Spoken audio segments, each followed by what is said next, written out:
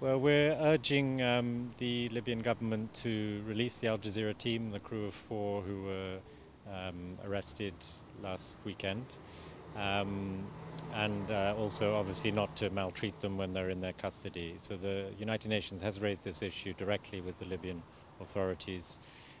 We hope they will do what they did with the New York Times journalists who were caught last week, who have been released, and some other international journalists who've also been released. Well, obviously, it's beyond the capacity of the UN to protect journalists directly, but we can raise our voice loudly to governments that they must let journalists do their work.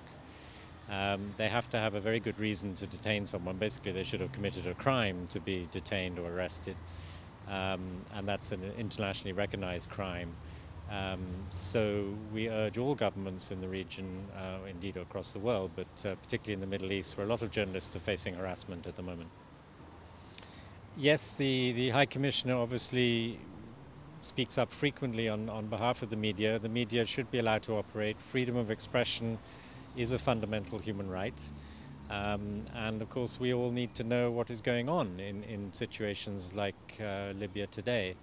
And across other Middle Eastern countries. So the activities of the media from a human rights perspective are very important. I mean, very often we, the outside world, the UN, NGOs, many others, we learn what's going on through the media, and they must be allowed to report the story. It's been a rather disturbing element of the various upheavals in North Africa and the Middle East that increasingly, I would say, journalists have been under attack. They've either been detained, in many cases they've been beaten up, they've been harassed, intimidated, threatened.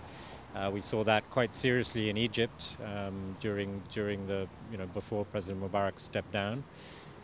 We've seen it in Yemen, where an Al Jazeera journalist was asked to leave the country on Saturday.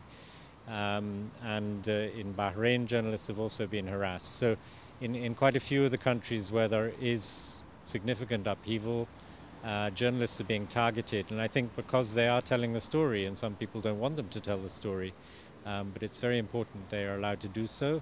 And governments should obey the law and not maltreat journalists who are just going about their job.